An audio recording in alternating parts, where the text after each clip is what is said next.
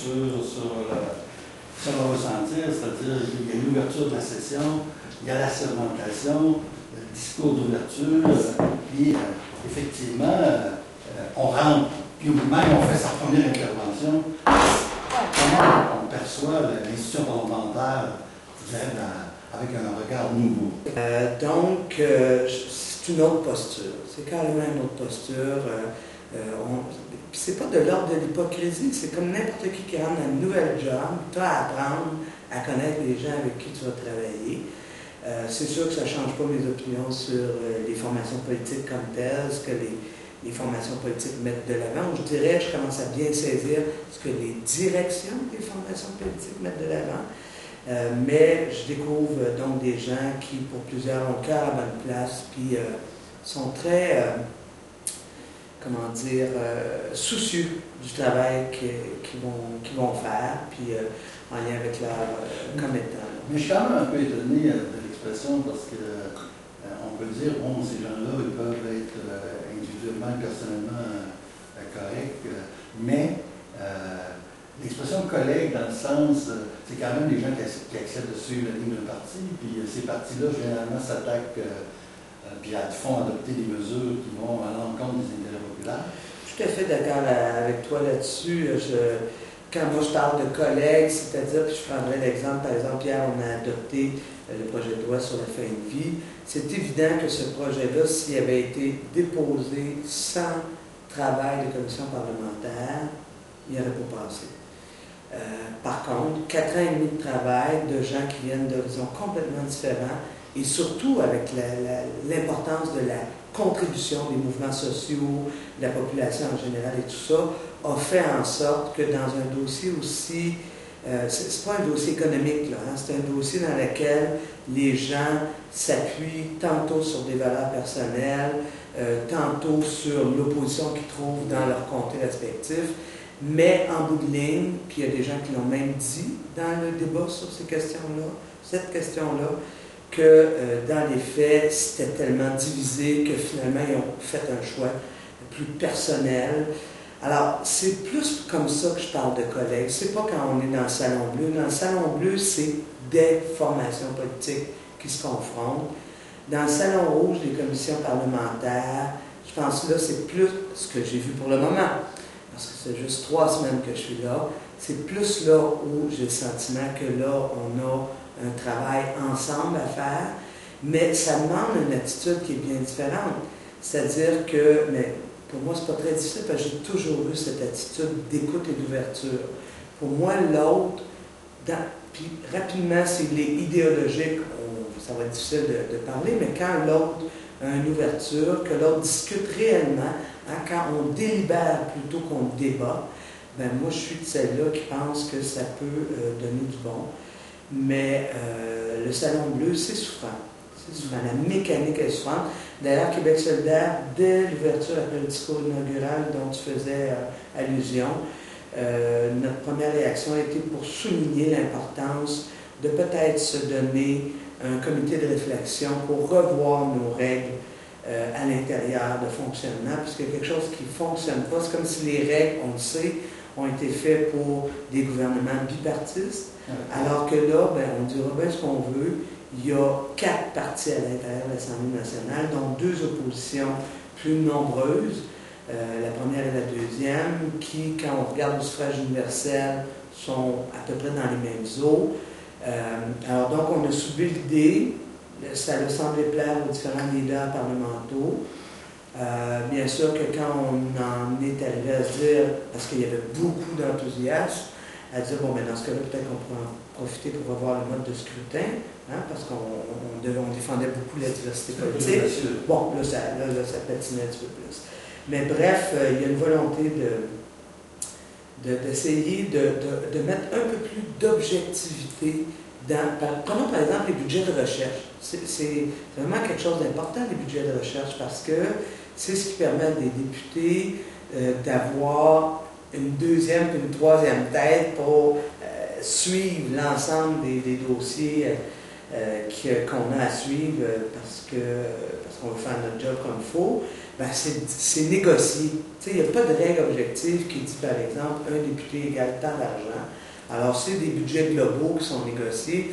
Donc, nous, on a interpellé la Chambre en disant, mais il me semble qu'on est rendu à l'heure d'avoir plus de règles objectives dans ces affaires-là. Mais maintenant aussi, on pourrait, si on essayait d'identifier l'espace que vous avez au niveau de la prise de parole, c'est quoi les temps, les moments de prise de parole, que ce soit durant la période de questions, en assemblée, en commission parlementaire ou à d'autres occasions? Ben, c'est-à-dire que Québec solidaire n'étant pas reconnu comme un groupe parlementaire, ça c'est la première chose que j'ai compris, c'est il y a des gens qui à partir de 12 députés ont une reconnaissance dans le code de règlement du Parlement qui s'appelle des groupes parlementaires. Alors actuellement, il y en a 3. Nous, considérons on n'a pas 12 encore, on est considérés comme des indépendants. Mais vous comprendrez qu'après, ça fait maintenant 7 ans qu'on est à l'Assemblée nationale. La présidence de l'Assemblée nationale, donc toute l'infrastructure neutre qui soutient les débats, etc., avec le secrétaire général, ont consenti cette année à ne plus nous présenter, quand ils nous interpellent ou quoi que ce soit, comme étant des députés indépendants, mais des députés solidaires.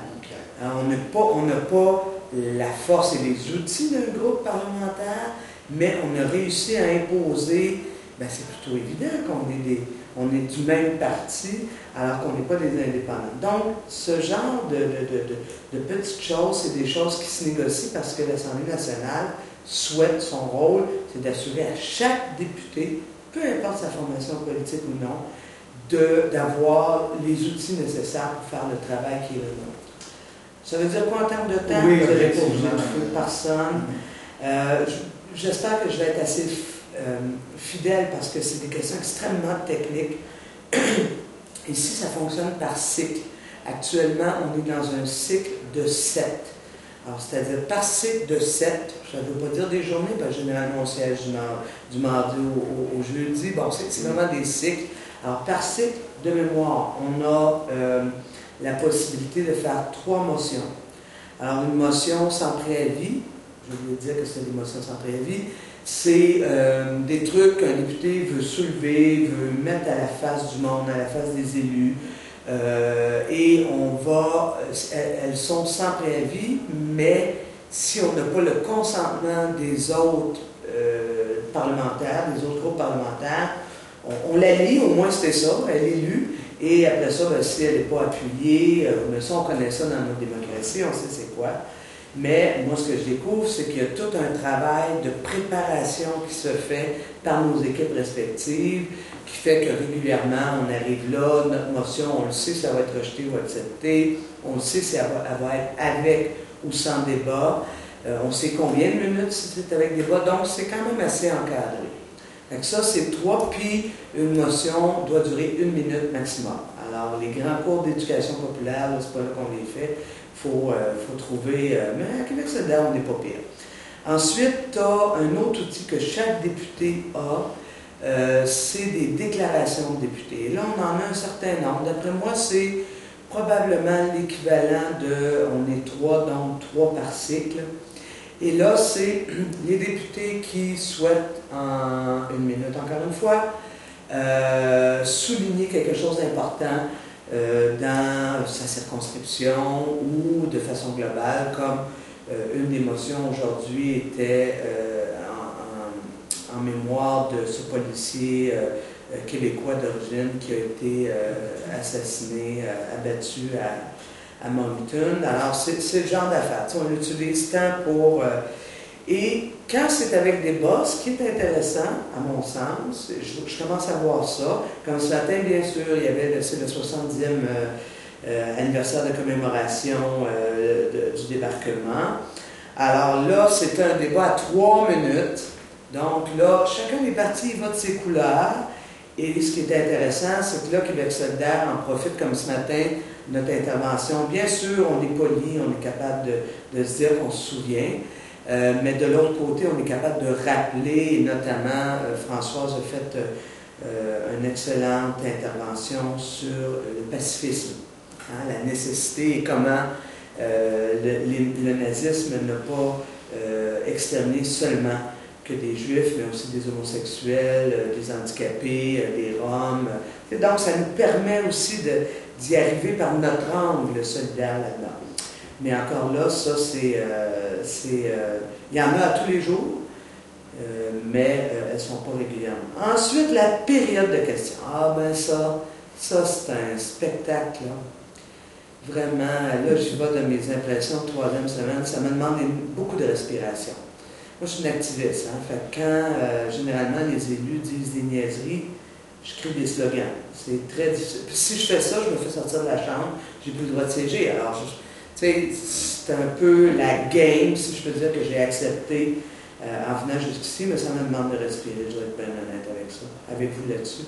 Même des fois, Amir, parce que mon collègue de banquette, me tape sur la cuisse en disant « respire, non, respire ». Mais les périodes de questions, c'est des moments plutôt intéressants. On est toujours un peu à contre-courant. C'est sûr que c'est là. Et on en a combien? On en a 3 par séance de 7, mais on arrive en 7e position là, de mémoire. Parce qu'il y a ça aussi, là, une période de questions, ça dure 45 minutes. Alors, tout dépendamment de comment les autres avant nous, la première, deuxième opposition, vont utiliser du temps. Des fois, nous, on se retrouve un peu coincés. Mais là, l'intérêt de la période de questions, c'est là qu'on peut soulever des trucs beaucoup plus spécifiques. Françoise avait une question aujourd'hui, notamment sur toute la question des coupures au ministère de la Solidarité sociale, qui est le ministère qui a eu la plus grande coupe dans le dernier budget. Alors, c'est sûr que tous les autres partis ont dénoncé des coupes, etc. L'austérité, c'est drôle, tout d'un coup, ils deviennent très de gauche. Mais par contre, notre question a commencé, parce que c'est toujours comme ça que ça fonctionne. Je fais un peu d'éducation populaire en même temps. Tu as ta question principale, après ça, tu as 2 questions secondaires. Pas secondaires, des questions complémentaires. Oui, c'est ça. La principale, 1 minute. Les complémentaires, 30 secondes. Alors, voyez-vous, là aussi, il n'y a pas le temps des grandes élucubrations, comme souvent à la gauche, on est habitué de faire. Hein, on aime ça, que le monde comprenne. Mais encore là, on devient assez habile à faire des formulations en 180 mots maximum pour, en même temps, faire un peu d'éducation populaire ou soulever les enjeux qu'on veut soulever. Puis après ça, il faut que tu poses une question précise, parce que sinon, les seules réponses que tu as, c'est vous verrez dans le budget, on a déjà dit que, puis, alors que des questions très spécifiques. Et aujourd'hui, notre dernière complémentaire, et c'est souvent celle-là où tu as envie de frapper le plus fort, était de questionner le ministre sur le retour des boubous macoutes, parce que dans le plan budgétaire, on voit une petite ligne apparaître sur le contrôle. Et encore là, on nous a dit que c'était nécessaire le contrôle parce que dans le fond, on veut assainir les affaires entre eux. Bref, l'avantage que ça a, moi ça c'est quelque chose que je n'avais jamais remarqué, je me dis là, on utilise la magie du vidéo après toi à gauche, mais l'Assemblée nationale, tous les débats en chambre sont publics. Alors donc, par exemple, si aujourd'hui vous allez sur le site de l'Assemblée nationale, vous allez sur la vidéo, vous allez voir les réponses du ministre responsable de la solidarité sociale, répondre à Françoise que dans le fond, il faut surveiller les assistés sociaux parce qu'il ne l'a pas dit de même, là, mais le sous-texte, on est capable de comprendre. Là. Alors, ça c'est intéressant parce que là, c'est comment les mouvements de gauche, comment nous-mêmes à l'Assemblée nationale, mais ici, les journées passent, là, ça va vite. Même mon ton est rendu rapide. Moi qui est une femme qui est plutôt... j'ai passé la semaine ici, je ne sais pas si vous l'avez remarqué, là, je suis comme... Ça, c'est ce que ça fait, entre autres, l'Assemblée nationale. Tout déboule rapidement. Mais l'utilisation de ça, moi, je pense qu'il y a quelque chose là.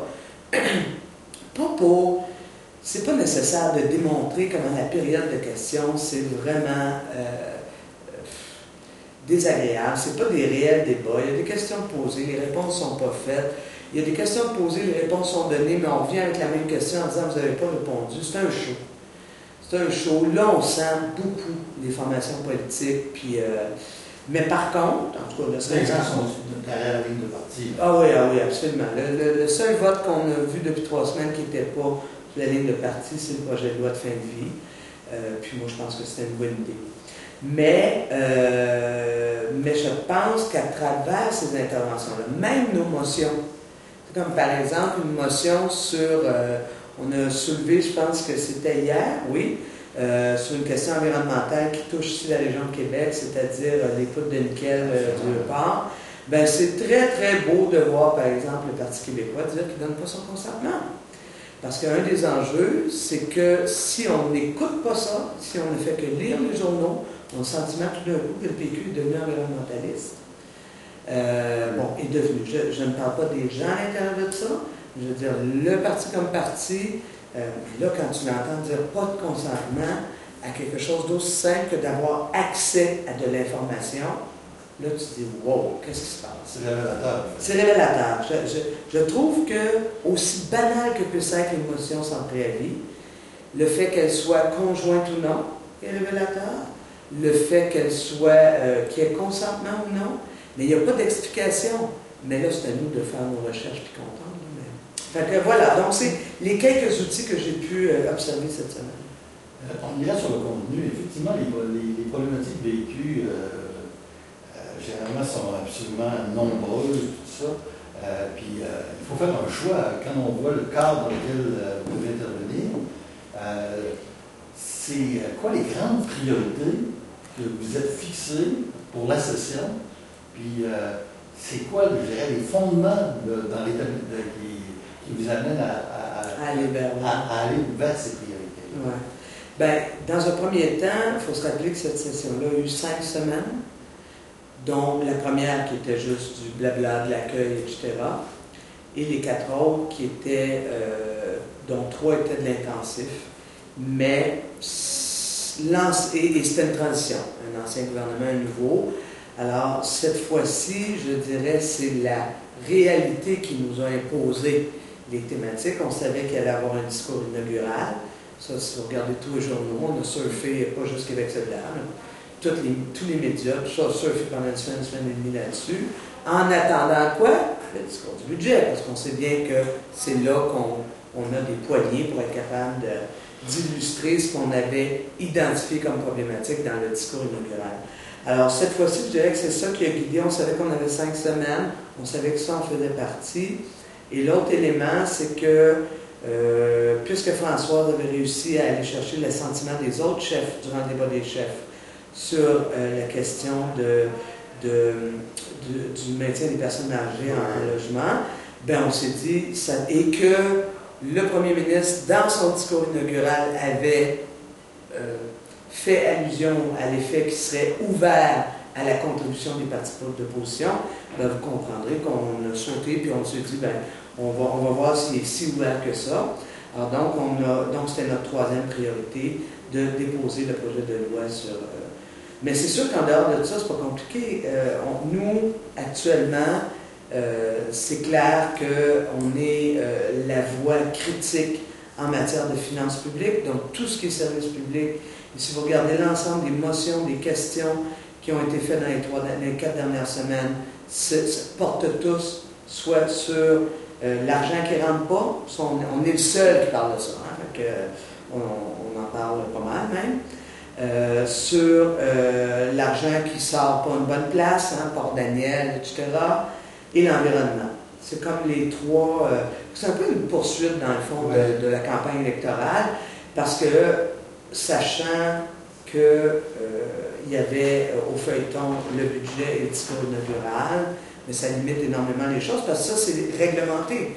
Le budget, là, je n'ai pas les bons trucs, là, notre spécialiste, c'est José, mais, par exemple, le budget, pas le budget, le discours inaugural, tu as le discours inaugural, puis après ça, c'est 25 heures de débat sur la question. On ne peut pas rentrer rien d'autre là-dedans, c'est ça. Ce qui sort un peu lorsqu'on lit le communiqué pour nous suivre un peu les débats, c'est que l'intervention de Québec solidaire s'est centrée sur la défense des personnes vulnérables, beaucoup en fait. C'est clair. C'est sûr, j'ai parlé de service public parce que c'est un des leviers qu'on a pour éliminer les inégalités qu'il y a. Alors c'est clair que c'est une personne vulnérable généralement, on l'apporte toujours de la perspective de vous mentez. Les choix économiques que vous faites ont des impacts sur les services, parce que ça, il n'y a personne... la CAQ, un matin, commençait à dire que ça avait des impacts. C'est assez particulier des fois de voir comment la CAQ et Québec solidaire, dans leurs questions ou quoi que ce soit, peuvent avoir exactement la même question, mais on sait que les réponses ne nous satisfont pas de la même façon. Donc, les personnes plus vulnérables, les services publics, ça va vraiment ensemble. Là, on arrive à le centre de la session, puis c'est vraiment l'os en même temps, parce que c'est la question du budget. Ouais. Puis là, la question du budget, lorsqu'on écoute le budget, puis on lit un peu, c'est assez... c'est l'horreur. Ils nous promettent l'horreur en termes de coupure, d'attaque au service public. En fait, ce que je veux dire à mon peuple, là, c'est que ce qui est là, la notion de cran d'arrêt, vous l'avez tous saisi. Cran d'arrêt, c'est on stoppe tout, on gèle même l'embauche, puis ils veulent même se doter d'un pouvoir d'aller geler l'embauche dans le parapublic, donc en fait l'extra-public, pas juste la fonction publique, mais les profs, les infirmières, etc. Ça, c'est très grave. Mais cette notion de cran d'arrêt-là, il ne faut pas oublier que parallèlement à ça, ce budget-là a été écrit en un mois et demi. Hein? On le sait, tout gouvernement de transition a un budget de transition, c'est celui-là. On le trouve rough. Moi, je dis à tout le monde, attachez votre sucre, c'est le prochain qui va être là. Oui. Pourquoi? Il nous l'a annoncé. Premièrement, on met sur pied un comité sur la fiscalité. Alors, c'est pas pour la redistribution de la richesse. On n'intuitionne pas ça comme ça. Surtout quand tu as une équipe économique composée de banquiers, puis une équipe de direction composée de médecins, banquiers. Regardez, là, santé, premier ministre, éducation, c'est les trois gros morceaux du budget, puis après ça, l'équipe financière, les trois banquiers. Alors donc, ce comité-là, qu'on peut tout à fait, parce qu'on est des gens avisés, savoir où ils s'en vont, mais parallèlement à ça, un comité permanent de révision des programmes, où ça aussi, on peut clairement additionner vers où ça s'en va. Le problème, c'est que actuellement, rappelons-nous, 2015, on va être où en 2015? Le budget actuel, c'est 2014-2015, ce qui veut dire 2014 essentiellement. 2015, on va être en pleine négociation du secteur public. Absolument. Il y en a-tu des programmes qui, à votre imagination, vont devenir secondaires? Le ministre n'a même pas voulu nous répondre ce matin si dans le budget actuel, on avait bien compris que les mesures d'insertion à l'emploi et solidarité sociale étaient diminuées, étaient coupées. Il n'a même pas voulu nous répondre, mais c'est écrit. Allez lire, c'est écrit, on ne l'a pas inventé. Mais bref, c'est le prochain budget qui va être quelque chose. J'ose même pas parce que ce que je comprends, juste à les entendre, mais on le sait, là, mais c'est parce que moi, je les entends tous les jours, pasteur. Avant, moi, j'avais un break, là, je les prenais juste aux nouvelles ou sur Facebook, mais là, je les ai devant ma face. Ce qu'on entend clairement, c'est, par rapport au service public, c'est comme si les besoins identifiés par les différents secteurs, prenons santé et éducation, par exemple, c'est comme si c'était quasiment exagéré. C'est des besoins exagérés. C'est futile. C'est comme si... Et là, on veut faire le ménage dans les programmes. Est-ce qu'ils vont regarder sérieusement du côté de l'utilisation des agences privées en santé? Est-ce qu'ils vont regarder du côté des privatisations des autoroutes, des ponts? Pas sûr qu'ils vont regarder de ce côté-là. Alors que de notre point de vue à Québec solidaire, il est là le gaspillage. Pas parce que des personnes handicapées ont besoin d'avoir 2 bains au lieu d'1 par jour parce qu'ils sont incontinents. Ça, c'est un réel besoin de la population. Alors que c'est ça notre crainte, c'est que le focus de ces comités-là va être mis encore en présageant que, dans le fond, la population a vie au-dessus de ses moyens. Il y a comme un silence, je trouve, vraiment, c'est un silence qui est incroyable sur l'idée de la transformation de la fiscalité dans le sens de la redistribution du revenu. C'est comme si, malgré ce que disent les groupes sociaux, le parti, Québec solidaire, c'est comme si c'était même pas envisageable. Hein? Il y a vraiment un blackout total. Alors, on va se donner des petites médailles quand on en gagne, parce que je vous jure qu'ici, on n'en gagne pas souvent. Le ministre Letao a considéré dans son budget négocier les médicaments. Alors ça, on le sait, depuis 7 ans, c'est une contribution de Québec solidaire. Qu'en fera-t-il? Où ça ira? Là-dessus, ça me tente de donner la chance aux coureurs. Et on sait très bien que nous, notre rôle, ça va être de s'assurer qu'au moins, je me souviens plus combien de millions qu'il y avait écrit là-dedans, mais les quelques centaines de millions qu'il y a écrit là-dedans, au moins ils vont aller les chercher, parce que sinon ça va être juste des coupes encore plus dans le... Alors, il y a ça, mais pour ce qui est du reste d'ouverture, tu as absolument raison, c'est comme, c'est toujours de l'éviction, c'est toujours, on veut pas aborder cette question-là. Alors, qu'est-ce que ça nous prendrait? Et c'est là, moi, je trouve qu'il y a un message, puis Prince-toi, à gauche le fait très bien. C'est, je pense que le budget va faire mal. On va surtout les sentir cet automne. À part les fumeurs qui ont déjà commencé à le sentir. Puis le monde qui aime le vin qui vont commencer à le sentir surtout aussi. Mais c'est cet automne où là, l'ensemble des appareillages vont devoir réorganiser leur fin d'année en fonction des coupures présentées.